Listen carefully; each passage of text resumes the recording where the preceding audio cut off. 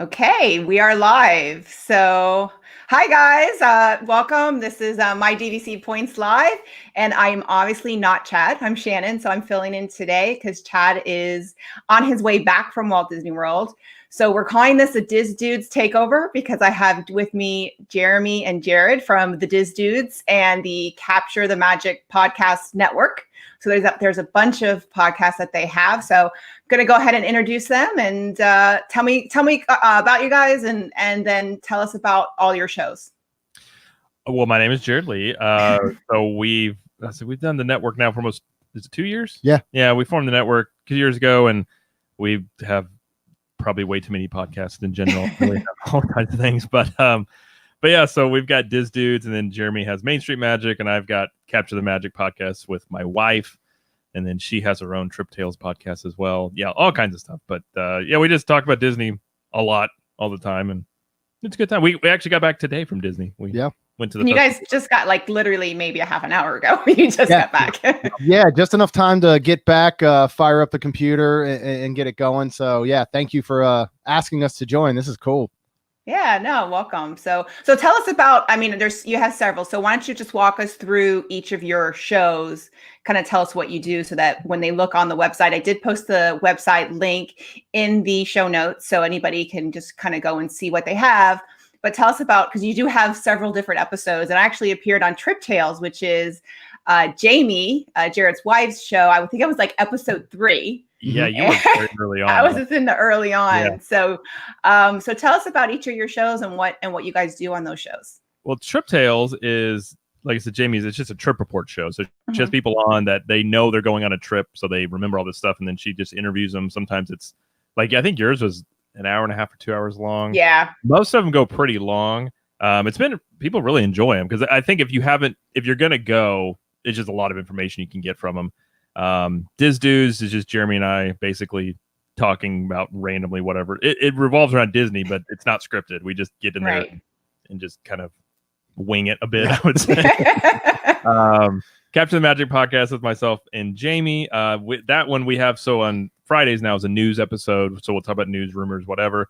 We have a Monday show where it's just sort of we'll just have a different topic. We've done some Capture the Basics series and kind of whatever comes up. We've just went on a trip, we'll do some reviews, and then Jeremy and Rhonda got Main Street Magic. Yeah, we Rhonda, my wife, and I have Main Street Magic. That airs twice a week, and it's everything. I mean, it's everything from reviews to topics. And I know one of the things that I think like network wide and that we try and do on all the shows is we like to do firsthand experience type stuff. Right. So we won't usually talk about something that we haven't experienced ourselves. You know, I mean, we'll certainly do some preview episodes of events and all that are coming up. And of course, you know, the news shows and all that they do. But we want to actually experience that restaurant, experience that resort, that event, and talk about, you know, our own personal experience. And we hope that listeners get to know us enough that they'll, our review, they can take kind of with a grain of salt and say, well, we know the things that these guys like or don't like. And then they can kind of base what their own opinion is going to be and if that's something they want to do. So we try to be very honest, but I would say not overly critical. But yeah, give a firsthand experience. At the end of the day, it's Disney. You know, it could be worse. Right. Yeah. Exactly. That's true. And I think I found Capture the Magic first because I was going to be staying at Old Key West, and I listened to your review going back from an Old Key West, your review. So it was a while ago. Yeah, that was like 2017, I think. Yeah, it was before the renovations, before the refurb. Mm-hmm. And then I think I found Main Street Magic, and it was shortly thereafter that you guys joined. So it made it really easy.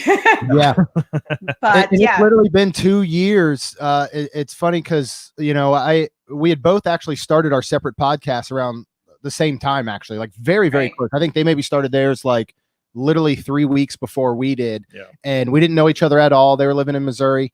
And I started going out and subscribing to a bunch of Disney podcasts because I wanted to learn more from those shows. And then I also wanted to kind of understand their format and the way they did it so that we could kind of decide the way we wanted to do our show. And I found Capture the Magic and really liked it. He and Jamie reminded me a lot of Rhonda and I. And so I hit him up on Twitter, and I was actually at a podcast festival like 2 years ago to this weekend, Yeah. down in Orlando. Okay. And I just started messaging back and forth, and we kind of started coming up with the idea of the DisDudes show, of doing another show. And then we're like, if we put everything together and form a network, we thought we could reach so many more people. And now we have a new show across the network Monday through Friday. That's what I was going to say. You have a different show comes out every day. Yep. So, and with the addition of 2 trip tales a month, so we're doing roughly 22 shows a month. So it's a lot. It's a lot of content. Yeah, but it works better. And then as much as we're alike, we're different. So it's kind of your shows are very. Your shows sound like they could be the same, but the content is very different. Yeah, and that's what was important to us in forming the network was, we could still go. We were just got back from Disney today. We drove down because we're only about 2 hours from there, and we went to Festival of the Arts, and we ate at the new City Works at Disney Springs. And while our opinions of all of that are similar enough, we each have our own take on it. So we could each do a review on City Works on our separate shows, and they're not going to be the same. It's not like we're just doubling up. And it gave an opportunity to be on each other's shows. So there's times when, Rhonda was working late and I was like, Jared, can you hop on a Main Street Magic episode or vice versa? And so it's just really worked out, kind of putting it all together, I guess. Yeah, no, that's great. And I know I tend to really enjoy Jared and Jamie's reports because you guys have a toddler and I have a toddler. So and then Jeremy, you have 2 teenage tweens. Yeah, we got a 12-year-old and almost 10-year-old. Okay. So obviously just the demographics of your families are different. So trips are going to be different. Yep. So I think that you're right. The different dynamics there, even the same trip can be, and as you know, with a toddler, trips can be kind of crazy a little bit. Yeah. I learned early on with my son that we need a playground. And I never would have thought about that. And it became a huge issue last year when we stayed at the Polynesian and there was no playground and it was too cold to go to the pool. And we had a resort day and we had to go to Magic Kingdom. But we wanted to relax, but we went to Magic Kingdom just for a playground at Dumbo. So now we stay at our resorts that have playgrounds, and 2 or 3 years that may not be an issue, but for right now it is. I feel your pain. So feel your pain. And it changes. But it changes when they get to our girl's age. Our 12-year-old acts like she's 17, 18, but then it becomes, where we might not look for a playground, but there are other activities and other things that we look for that can entertain them. The room becomes big because they just love the resorts. They're kind of getting burnt out on the parks because we go so often. So the resort and what the room layout is, whereas as close as it is to the food court where they can run and get food, and my oldest one can use her magic band, like all of that becomes so important. So it's good to have that full dynamic of knowing what you need for your specific family and all. So So we have a couple topics for today, but I do want to talk about your trip today. You said you went to Festival of the Arts and then you went to City Works. So tell us about that, because that just opened up a couple of days ago, right? Yeah, Thursday. Yeah, Thursday. Well, we planned on doing City Works. We were going to check out Regal Eagle, but it didn't open today. We looked. Disney never actually confirmed it was going to open. There were some multiple sources. So because we got there and there was construction going on, so we had a couple of booths at Festival of the Arts. I'm trying to think. The beef Wellington was very good at the American Pavilion. So we ate that.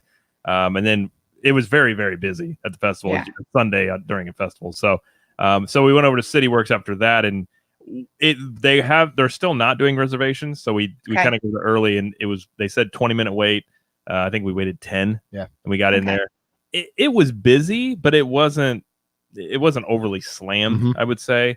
But I felt, if you've ever been to the NBC, what's it, Brew and Grill? Yeah, I can't remember what it's called over there at Universal Studios. Okay, very similar, in kind of how it's laid out. It's just like I guess you would just call it an ultra sports bar with lots of drinks and foods and stuff like that.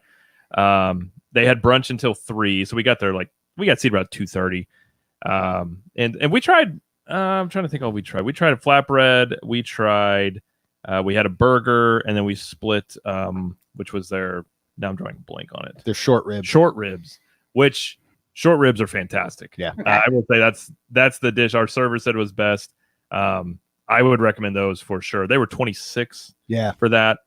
We split it. If you were by yourself, be a decent meal, I would say. The burger, yeah, it was like an Applebee's burger, probably. You know, it was $18. Not bad, but it just was one where you kind of expect a little bit more out of it, I would say. But it wasn't terrible. The flatbread was a breakfast flatbread. It was good. I would probably say in the ballpark of like a Pinocchio Village House in that realm. Yeah. Wasn't amazing, but it wasn't bad. But I like we were saying too, the service was kind of, you know, it's a new restaurant, so it's kind of hit or miss. I'd be curious to try it again in like a month or two to see if the service is, how the food is. But overall, the only thing we noticed, it wasn't bad, but there weren't a lot of TVs. They had sports going on in there, but there are no TVs outside. They have a wraparound bar outside, which is kind of nice, but there are no TVs out there.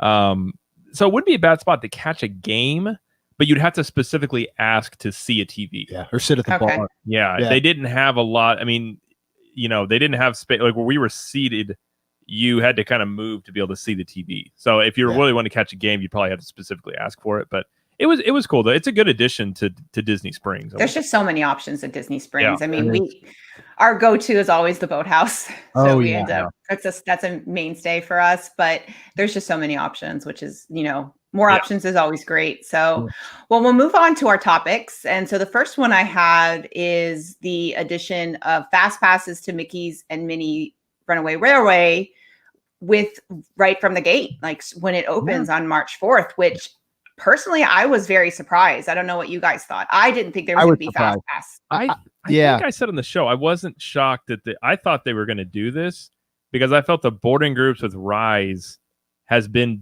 due to the nature of that ride, that it breaks down and it's so much easier to evacuate a boarding group versus an entire standby line of who God only knows 5-7 hours of people. I don't know. I wasn't super shocked by it, but we just didn't know either how they're setting the precedent. Are they setting a new precedent of every single time a ride opens, it's a boarding group? But because they didn't do FastPasses with Smuggler's Run, right? And I actually.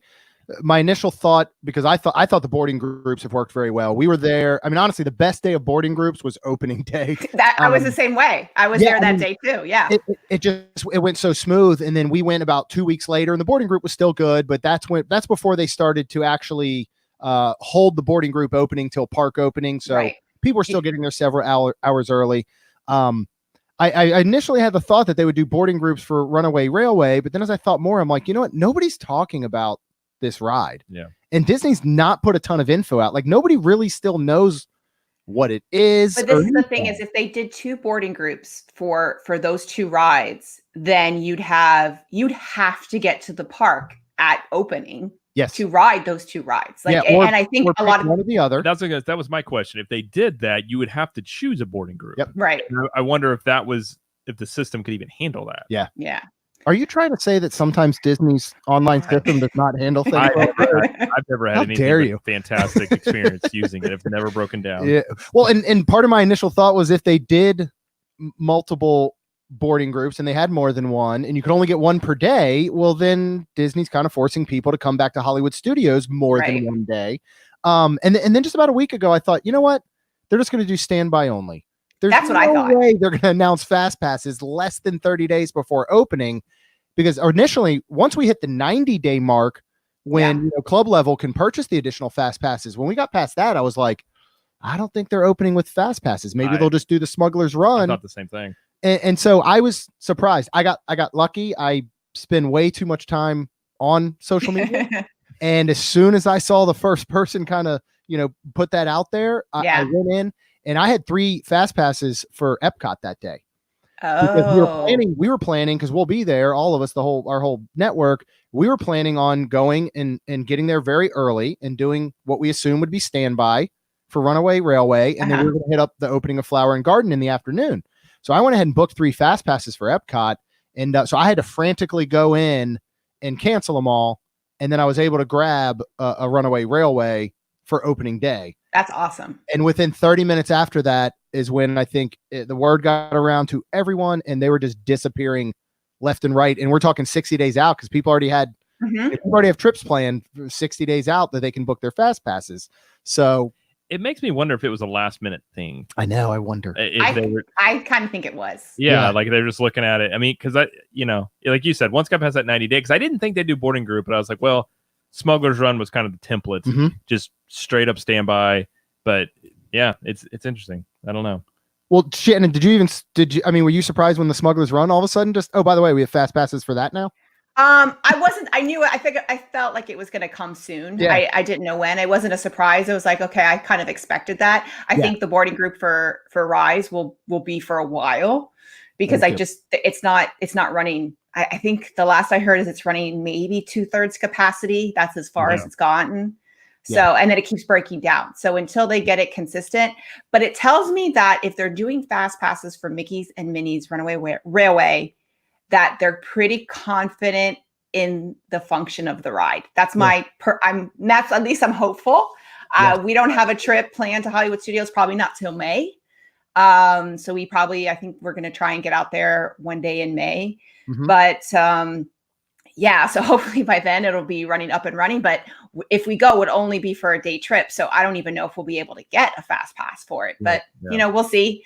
But I think it's great. I'm glad that they rechanged the tiers, because that made going to Hollywood Studios very difficult, because you had to, at least now, it's easier to pick. And of the three, obviously I would pick Mickey's and Minnie's Runaway Railway, because I think that's going to be the hardest one to get. I'm curious about that ride. And we had we have people every once in a while just drop us little knowledge bits, and they were saying that ride had some kinks early on.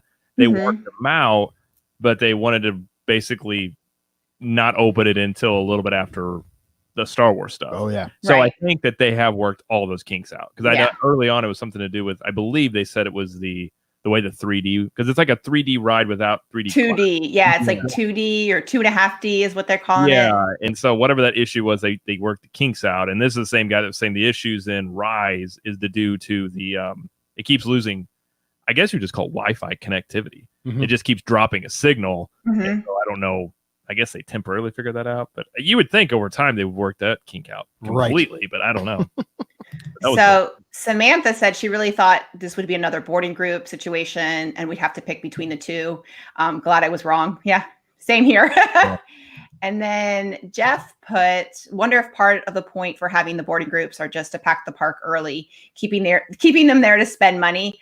I personally don't think so. I think it's just because the ride's just not working to capacity, and it's better than dumping entire queue. We were part of the group that the first night we got in, we waited. I think we got our group at 7:30. We were called at 6:30. We got in line and then it broke down. And we waited for 50 minutes. We ended up they cleared the queue.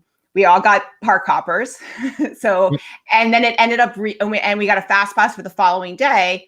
And then the ride reopened about an hour later, and we went back and rode it. And then fortunately for us, the fast pass was still good for the next day. So we went back and rode it again. Nice. So it actually worked out really well for us. But if we had been waiting for 5 or 6 hours in the queue and then get dumped, I think that's the reason why they're doing the boarding groups. I agree with you. And Disney's not mad about the hype. Right. They never are. So they're not going to be mad that there's this sort of mass rush to get these things. That I think is just a nice little happenstance for them. Yeah. Because I agree with you. I think it's just the nature of the ride that they just know 5-hour queue is just going to be a nightmare to dump. And then you're talking how many fast passes they're giving out, how many, if you got to get rid of one boarding group, you only got to give out so many park hoppers, and making people happy. Yeah, I agree. So, but well, let us know how it is, and hopefully it works out good the first day. I've heard that some of the media previews that they've done before, when they were doing the Rise of the Resistance, people are saying they were blown away. Yeah. So I'm that's what I'm excited about. Yeah. So we'll move on to this new Photopass option that they added at Magic Kingdom, and I think I saw it from the Jeremy. You posted it in the Capture the Magic community. Yeah. And it's a $50 option for 20 minutes. And you get a private Photopass photographer. And there's certain locations that I guess we'll have assigned. And you have 20 minutes to take your own private Photopass photos. And then those photos are included in Memory Maker. So if you don't have Memory Maker, you have to get it. I personally think this is a fantastic option. I think if you're going to get engaged or if it's your child's birthday or first visit, I think it's a great, inexpensive way to add on and get some really great pictures and not feel rushed. I don't know what do you guys think? I agree completely. I mean, I was shocked at the price. I was Now, going to say the price. I think it's going to go up. I think it'll go up. Yeah, and it's going to be an upsell for Memory Maker, like you were saying, because as annual pass holders at certain levels, of course, you have it included, or if you had already added it to your trip. But you're right, for the off trip. Oh, I think you guys are breaking up a little bit. All right, I think we might have lost them. So, what does anybody else in the? Oh, there we go. Okay. That's what happens with a live show. yeah. Like I saw you disappear for a second, and then I was like, "Oh, we disappeared." I think Thanos just snapped or something. But yeah. No, I think it is good. And the one thing I did crack up is we're both kind of marketing guys. I mean, that's kind of what we do in our regular day-to-day life and business. But I always like wording, and their wording was you can do 20 minutes for $50 or double your time for $100. And I'm like, yeah, that's right. That's how it works. Yeah. so for $100, you can get 40 minutes. Right. Yeah. What about? But I think a lot of people might think, oh, wow, 20 minutes doesn't get me very much. And a lot of people probably don't even think, oh, that's an option that you can actually double the time. Yeah. Well, and I know from when we do our photographer for their daughter, like a lot of times half-hour sessions is all she can deal with. Because by the end of that, it's like, so 20 minutes. And like I said, I agree with you. The price point's good. It'll go up. It's sort of like a beta test of it, I think. And then I wouldn't be shocked if this ends up, I would think minimum $100. I mean, that to me is what I feel like. I think it's going to end up being like $100. Yeah. I thought it was just 50. So I think, and the only thing I will say is just me being a photographer person, I'm not always super happy with some of the lighting, the exposure times, but that's just when you're editing photos. So if you have a good person, I think they'll probably put their best photographers out there, and then also they'll have certain locations. So I think it'll probably be a location where you're going to get that almost clear picture of the background with the castle. And I would recommend doing it if you can, either morning or evening. Yeah, there's always a better time to take pictures if you have a choice. That's what I would always recommend to tell people. Well, so our family does the Disney Fine Art photography every year. We've done that 3 times. That's awesome. And they're amazing, but it's also $500. Yeah. And we do that as our family pictures. A photographer in South Florida runs about $350 to $400. I do get a 15% discount because of DVC. So, and we use it as a memory of our vacation. We take a picture at a resort each year, and that's been the tradition. We have the option to go into the parks, but Magic Kingdom isn't on the list. Magic Kingdom is the $1,800 price point, and that's high. So I think this is great. I think maybe if you have you guys, Jeremy, your family always does crazy costumes for the Halloween. I think this would be great. Doing that. And then the Christmas party, you could get a nice Christmas card picture, with some of the decorations. So I think it's a great option. I know some people were saying, well, they don't even include the pictures. Most photographers don't. Most photographers, it's an upcharge too. So I think it's great. I do want to say the Disney Fine Art photography, those are different photographers. These are Photopass photographers. So the quality is going to be very different. But for $50, I think it's a great add-on. And there's even some easy iPhone apps if you can play with, and you can take some photos and do some cool stuff with them. So even if they're not like you said, the best ones, you can make that $50 go a long ways. Oh, for sure. Yeah, absolutely. So the next topic we had was the upgrade or update to the Tomorrowland Terrace Dessert Party. So price went up, but with the price increase, it now includes beer and wine. So this is a first for any of the dessert parties at Magic Kingdom. Beer and wine was included in the Tony's party, or the party at Tony's Town Square, for both Halloween and Christmas. I've done both. So this is not for the Plaza Garden party. That one is still alcohol free, but this one is now included. And I believe the price is now, it went from $84 for an adult to $99. Yeah. So what do you guys think about that? I have not done this party. I've done the Plaza Garden, which I think is fantastic and totally worth it. But I haven't done the terrace one because you are seated. But it's also a little skewed, so you don't get to see the productions as well. Yeah, that's we haven't done either of the dessert parties at Magic Kingdom, but we have been, we've watched from both locations, Right. And we actually were there one time, and we were standing behind the dessert party for Tomorrowland Terrace of the people that were seated, and I thought the same thing. I thought that the view from that side, at an old price of $84 to me wasn't going to do it. Yeah. I know for both of us, dessert parties in general, I don't think they're really our thing. Like I'm not going to eat $84 worth of dessert, but I can probably drink $99 worth of alcohol.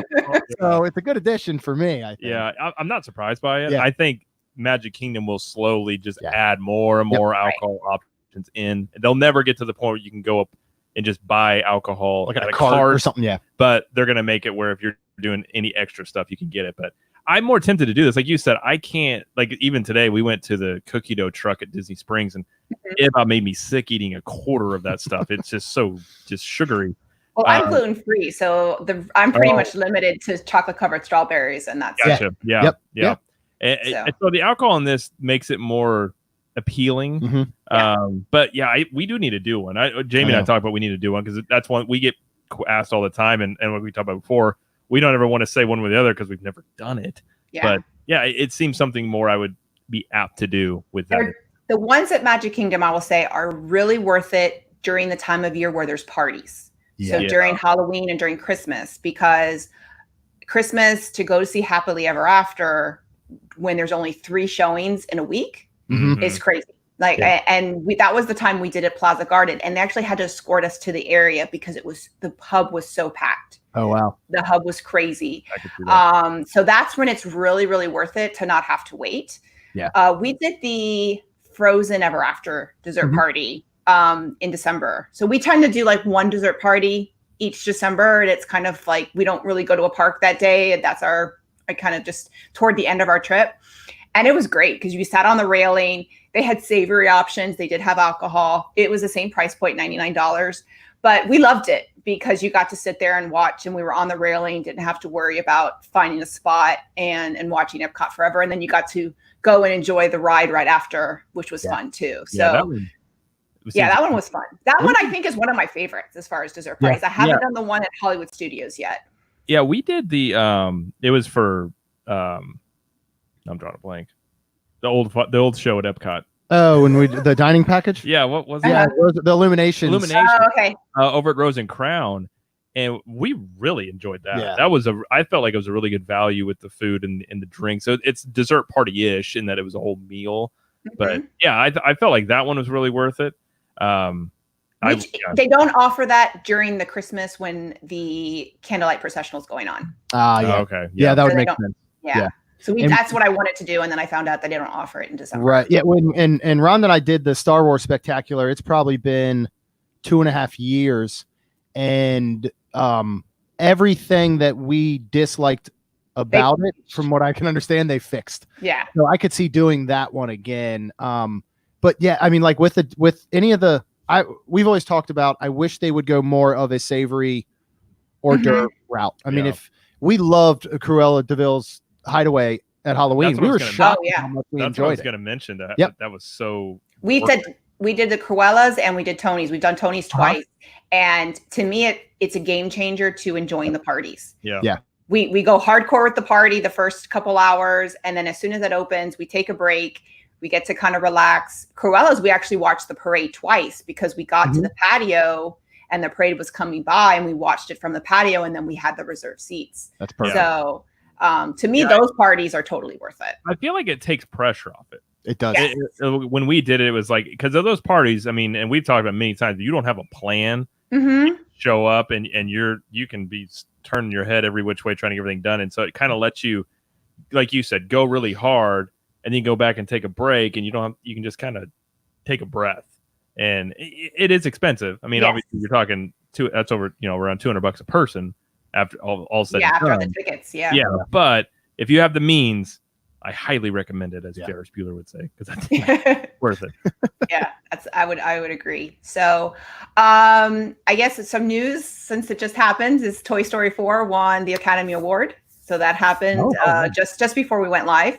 So I know that it was robbed, and Frozen 2 wasn't nominated, so they didn't have any competition. I think that's probably why they did it. Probably. I think they probably split the vote for the Golden Globes and something else took it. Yes. But anything else, you guys? That was pretty much the topic. I know Space 220 has been pushed back another week, so that was something that came up this week. Do you guys have? They haven't even opened reservations yet, have they? No. Didn't they release some new details about the Star Wars hotel? Yeah. Well, they're gonna be. They just announced that they will start booking this year. Soon. And they haven't released a price point yet. Still, I don't Not believe, officially. But that's like when I want to take a running bet and just see where that ends up. But, what are your guys' thought on it? Because I can't see many families wanting to do that. Like, I can see my husband would love to do it. Right. My brother-in-law would love to do it. Not so much, you know? It's weird because if you've ever been to like a Comic-Con, right? If cosplay is not my thing, I don't really need to feel like I'm in a Star Wars story. So I want to experience it, but again, I'm not one that I want to put on the Jedi robes and call myself whatever and run around. And so I agree. I don't know how much families will do it, but they say whatever interest level you have in participating, they're okay with. Yeah. So it's going to be very expensive. It's going to be very, or probably 3 nights is the most you're probably going to be able to do. I wouldn't be shocked if it's $1,500 a person. Yeah. Around that. I don't know. It'll be very interesting to come out what they finally say you can do and how many perks you get in Galaxy's Edge from being able to stay in there. Does that allow too? Yeah. But it's just hard to say without the details. It sounds really cool. From the images and things like that. I do enjoy Star Wars, but I can't say I like Star Wars as much as like Marvel to me. So if it was like a Marvel thing, give me Captain America's shield and I would be all in. But when it's Star Wars, it's like, well, okay. Yeah, I agree with both of you, and I do think that it's going to be geared for certain families. We have friends that live in New York, and all 4 of them are huge Star Wars fans, and their kids are 20 and like 22, and they've all grown up on Star Wars. I can see them doing it, but again, you're going to have the means with how expensive it's going to be. And I'm kind of with you. I'm more on the level of wanting to see it, just knowing the technology that it's going to go into, knowing, how they do things. We love Star Wars as a family, but we're not like the super duper into it. Right. But I'm so interested to see it. And I think the fact that it becomes one of those things that's going to be so hard to do because it's so expensive, like it makes me want to do it more. Yeah. Like I'm the type that tell me I can't have something. And I'm like, well, now I really want it. Mm-hmm. So it's kind of like that level. I think the thing I'm most curious about between the Star Wars hotel and the Restaurant 220 is how they're going to pull off that you're in space feeling. Yeah. Because it's going to be giant screens. I just very curious of how realistic that's going to be. Right. Right. And in general, if you're going to really feel like you are on a ship. Right. That'll be the part where it's just very interesting. I know cruise ships, they've been doing that where they've got the portholes. And so, and sometimes those rooms, the inside cabins with those virtual portholes are sometimes more expensive than the ocean view. I know. Yeah. Yeah. Crazy. Right. Well, they can control what you're seeing. That part will be interesting. And then I just keep picturing you being in the Space 220 restaurant and like the DirecTV logo, like when it bounces around and you watch the signal in a storm. Yeah. But from the things I've heard about it and for Space 220, the way that they're going to send you up to space because they're going to have a simulated room. It's supposed to be kind of similar, I think, to the stretching room in Haunted Mansion, where you're going to have a feeling of movement that you're going up, but you're really not, of course. And that part's going to be interesting. It reminds me of the ride at Hollywood Studios with Green Gods. That elevator ride is very similar, I think, in feeling. You feel like I think you go at Universal. That's right. Yeah. Oh yeah, over at Universal. Yeah, that's right. I'm just curious if you're staying at the hotel, even Restaurant 220, and you're like, oh, I forgot my keys in my car. I got to go to my car. Do they make you go through the whole spiel of like, well, let's go back down to Earth and like all this stuff?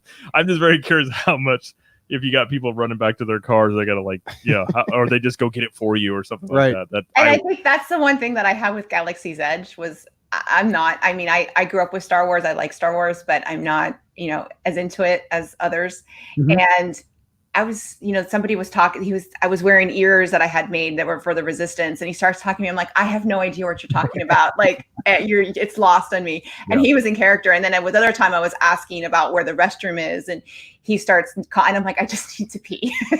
So I know it's like, sometimes you want to stay in character and you want to, have this whole storyline, but then sometimes you just need to help the guests find the bathroom.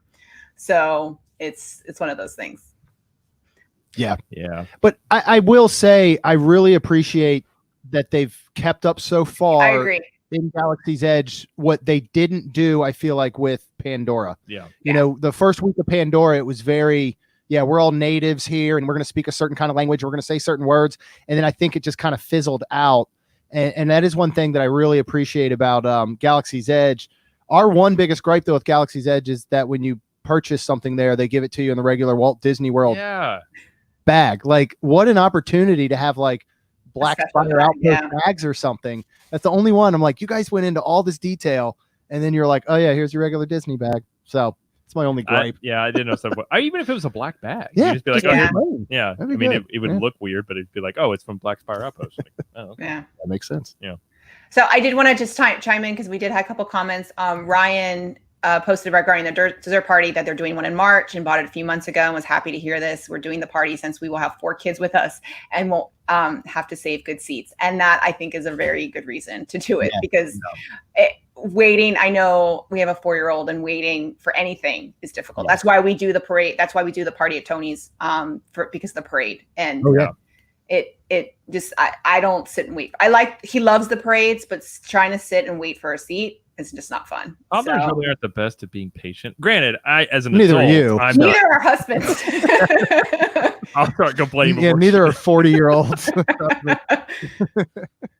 So, and then Chad he actually chimed in a little while ago. He commented because he just landed, and thanks you guys for filling in today. And hopefully we can get him on one of your shows in the future. For sure, why don't you guys, promote anything you guys want to promote? Actually, Chad did tell me. So Wednesday, a couple people have asked what my DVC backstory is. And so Chad and I finally recorded my episode about 2 weeks ago, and that's going to be going live this coming Wednesday. So I know some people have asked and have, that he needed to get me on his podcast. So he finally did, and we recorded it, and it's going to be coming out Wednesday. So look for that on, I guess, iTunes or whatever platform you use. And then why don't you guys take us out? Yeah, so we've got, if you go to ctmpodcast.com, that's kind of home base. So you see DisDudes, Capture the Magic podcast, Main Street Magic podcast, Trip Tales. Fans of the show will be happy to hear that Jamie and Rhonda are going to get their own show here very soon. Oh, fun. It's going to be in our Club 32 thing we have, but the people have been asking for it, so they're going to do that. But yeah, we've got YouTube channel, Instagram, social media, all those. So we're going to put a lot more stuff on YouTube. Just being local, we're going to get to go. At the very least, we're going to go once a month. But Jeremy and I do more day trips. So there'll be a lot more stuff on the YouTube channel and just more content in general. But we've got articles and shows up at the website. And did I forget anything? No, I mean, same. Subscribe anywhere you listen to podcasts. We're out everywhere. The 3 separate feeds you would search for would be Main Street Magic, the DisDudes, and Capture the Magic. So those are the 3 you could actually subscribe to, and then Trip Tales is on the Capture the Magic feed for now, but might probably going to grow up and go out on its own soon, get its own apartment. Place. Yeah. Yep. And then make sure you guys subscribe when you find them. Subscribe so that you get alerts. And same thing with my DVC points. And that's it. So thanks so much for joining me, guys. And thank you very much. It was fun having you. And Chad will be back, I believe, next week. And so thanks so much and have a great week, everyone. Thank you. Happy Valentine's Day. Yes, you too.